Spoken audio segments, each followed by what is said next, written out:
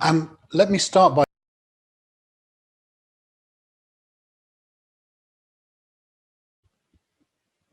welcome everybody. Let me start by saying what an enormous privilege it is to present at this incredibly important event. My name is David Holmes, and I'm the CTO for Energy at Dell Technologies. The title of my presentation today was inspired by the words of Dr. Fatih Birol, the Executive Director of the International Energy Agency and a speaker at this event. In his foreword to the IEA's May report on the roadmap to net zero for the energy sector, he stated that reaching net zero requires nothing short of a total transformation of the energy systems that underpin our economies.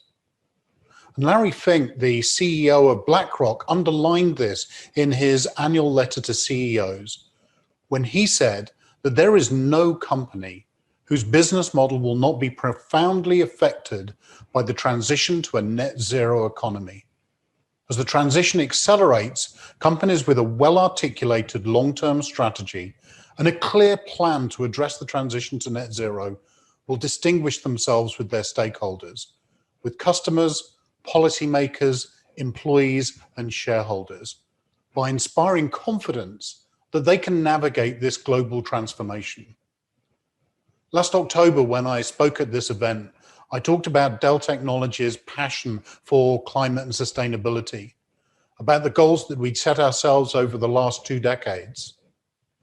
And on Earth Day this year, we were really excited to launch our net zero goal, committing our organization to achieve net zero across scopes 1, 2, and 3 by 2050. We're under no illusions as to the scale of the task ahead of us. We've looked in detail at the current state of our emissions profile, and we're working diligently to put plans in place with checkpoints and a roadmap along the way. We're focusing our efforts on abatement with a plan to use mitigation only for those emissions that we can't otherwise abate or remove. When we think about achieving net zero and supporting our customers in their objectives to achieve their own climate and sustainability goals, we think of 3 things. Of course, we think about the cultural and behavioral changes that we need to make across an organization of over 150,000 team members. We also think about the transformation of our entire portfolio of products and services. For many years, Dell Technologies has embraced the principles of the circular economy, thinking about how each product can have a maximal life cycle, taking into account reusing, repurposing, or recycling every product at the end of its life cycle. We're also making available a product carbon footprint database, enabling our customers to understand the impact of the use of our technology. And finally, through Project Apex, we're transforming the way that we do business with many of our customers by bringing consumption-based, business outcome-focused solutions to our customers. We're partnering them to make sure that we're being paid for delivering business outcomes, for delivering value to our customers. And finally, and the part that I'm most excited about, is the work that we're doing to build solutions for industry to help our customers meet their climate and sustainability goals. It's a key part of my focus as an energy CTO, is to think about the technology that's going to be needed inside our industry to help accelerate the energy transition to go further and faster. Last October, when I spoke at this event, I talked about the forthcoming transformation of the energy ecosystem, and in particular, the transformation of the energy grid. As we get orders of magnitude more points of generation, as we incorporate energy storage into the grid, as the percentage of intermittent generating capacity dramatically increases, we need technology from the edge to the core to the cloud of our networks integrated together with workloads being distributed across the network so that we can make decisions in real time to optimize the use of sustainable and renewable energy. Many energy companies that I work with wrestle with the dilemma of how to prioritize their investments in technology. They wonder where they should place investments in building and creating their own technology, where they should just invest in taking solutions from vendors and industrial partners, and where they should collaborate, whether it's with government agencies, industrial consortia, or other independent technology bodies. My advice to those companies is this: you should invest in technology development where it will help you to deliver superior performance against your peers. For many organizations, they have specific needs, specific requirements, or they have their own intellectual property that they want to materialize in software or other systems and solutions.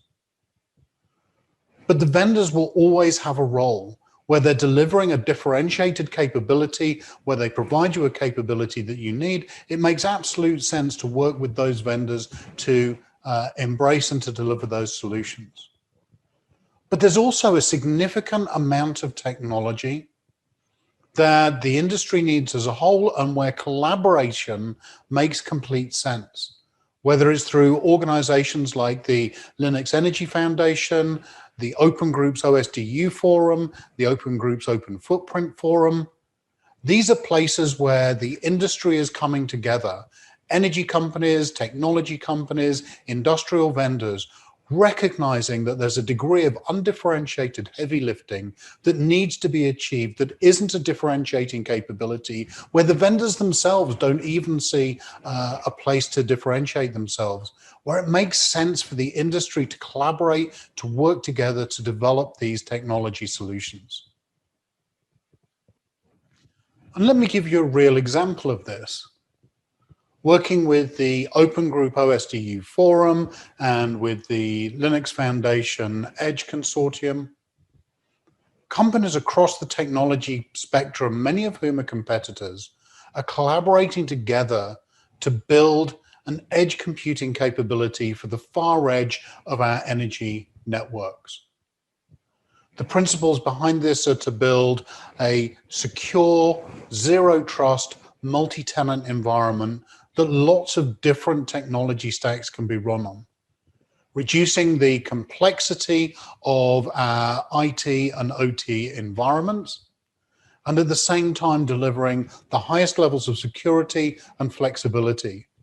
It's an example of where technology companies are coming together to collaborate together on the undifferentiated heavy lifting so they can focus their investments on the capabilities that will ultimately be differentiating. I would also like to touch upon our technology partnership with Intel and VMware to deliver a digital architecture for grid modernization. This is a template that we put together that takes into account all of the industrial standards, takes into account all of the regulatory security standards that are required to be met when we think about the digitalization of substations and the construction of a new generation of modern control rooms. This is the core underlying infrastructure that's going to enable us to adopt and embrace much higher levels of renewable and sustainable energy.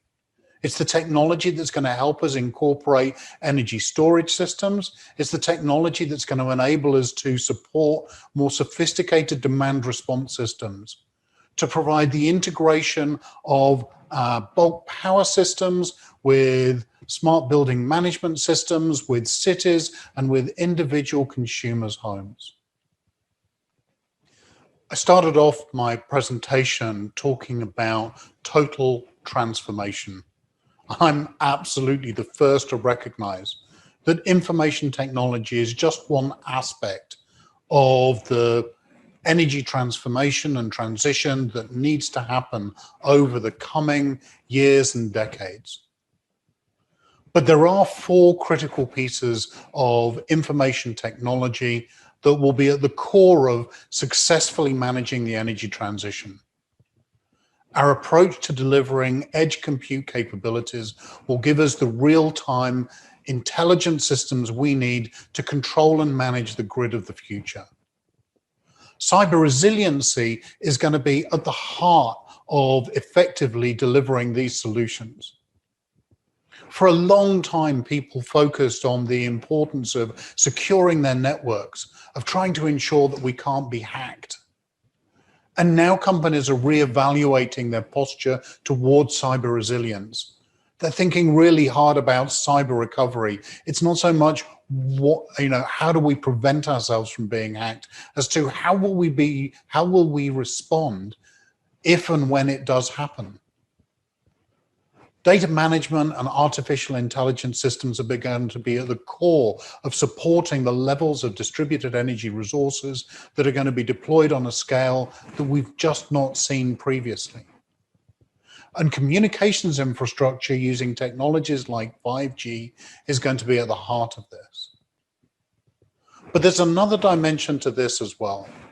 If we're going to successfully deliver upon our ambitions and to drive the energy transition forwards, we're going to need smart government, we're going to need smart industry, and we're going to need smart citizens. Last week, the G7 made some bold commitments and steps towards changes that will support and accelerate the energy transition. Increasingly, the industrial sector is stepping up, making its own commitments and recognizing the importance of embracing net zero. And our citizens around the world are recognizing the existential nature of the threat that climate change presents. Working together, I believe, as a climate optimist, we can absolutely achieve our ambitions. My name's David Holmes. Thank you so much for your attention, and I hope you enjoy the rest of this conference. Thank you so much.